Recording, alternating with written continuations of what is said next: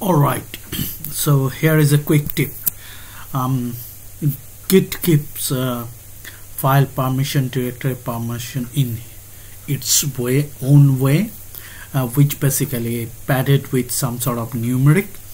I'm going to show you the distinction between the file permission, symbolic link permission, and directory permission inside a Git repo. So by looking at it, you can easily figure out what it is actually. Okay, so to give you some sort of demonstration, let me go to my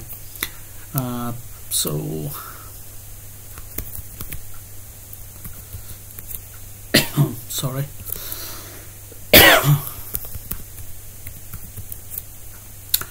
I'm inside the Linux kernel source directory. If I write this is an alias, I'll show you in a moment. So you see on the leftmost column there is the regular file inside Git repo start with 100, then the normal Unix permission like 644 or 755, something like that. Okay, so this is a normal file or regular file in Git lingo. Okay, so it is start with 100. That is the Git way of representing a regular file and normal file. Okay, and the last 3 digit is 64 is a typical Unix permission. Okay, now here is a directory enlisting, and you see it start with a 040 and it is padded with 000. Inside Git, the directories are having a permission of 40,000. That is how Git represent directory permission inside Git repo. Okay, regular files start with 100, directories start with 040. Okay, symbolic links start with 120. Instead of, if there is a symbolic link file inside a Git repo, then it will start with 120 rather than 100. Okay, now if I move to another directory, and if I do git ls files staging file -s means staging, you see the difference here. You see the permission is quite different because this directory is having a number of script which is having executable bit set. So it's a regular file which is started with 100 and then the normal Unix permission of 755. Okay, so another thing, when you create a file and commit it, it will show you which mode it is. Okay, so these numerics, by looking at it, you need to use git ls files. It is a very handy command and it has got several options. The one I shown to is for staging, U for unstage, and say for instance if you wanted to get a peek of the one particular file, all you have to do ls files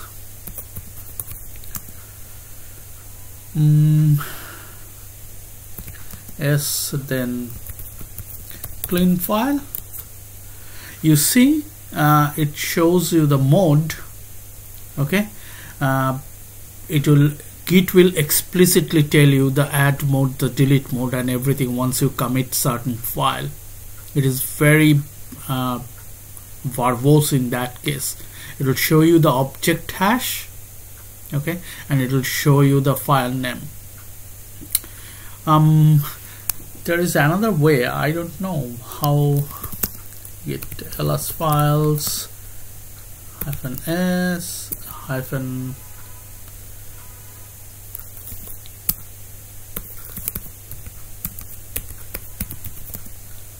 full name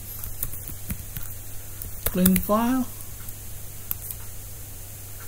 Okay, so that is not relevant. Okay, so the point I'm trying to make in this video, that by looking at it,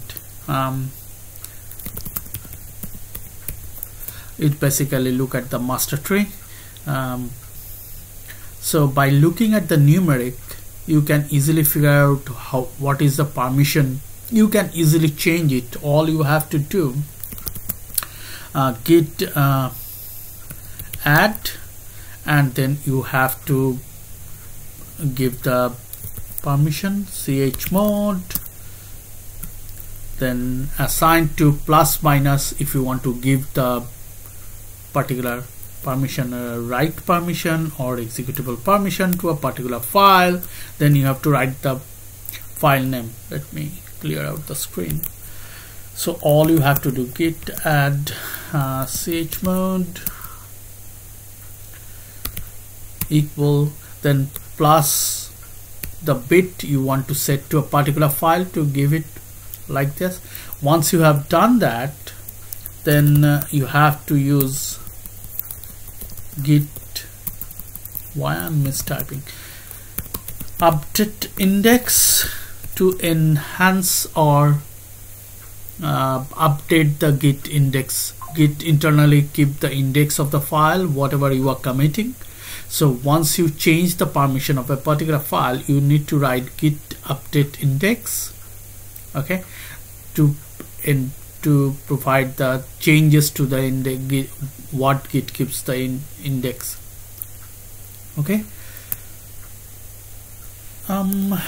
you can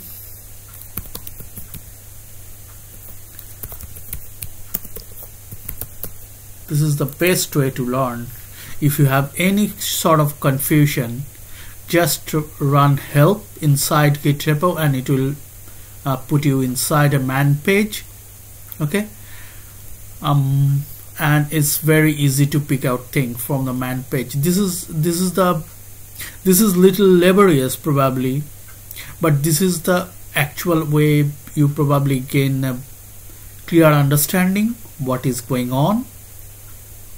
You can see there is I love man pages. I told it 1,000 times when the man page is having an example. This one has, see, it's simply you update the index and index info like this. Once you change that file, and if you made any changes to the file permission, so you can update the index like this.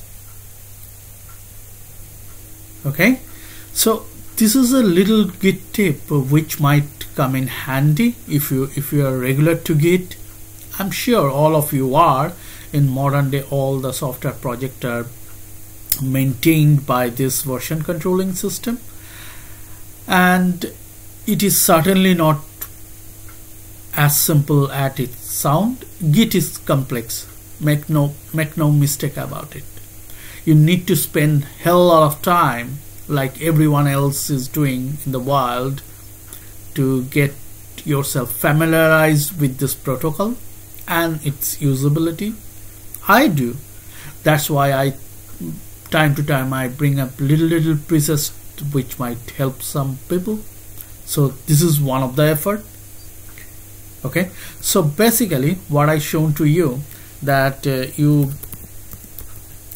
can okay, last thing, aliases, I have run it few times, right? This is a master tip. This is the alias I have in my git config, which basically show me the master tree with the permission and all this stuff, like you see.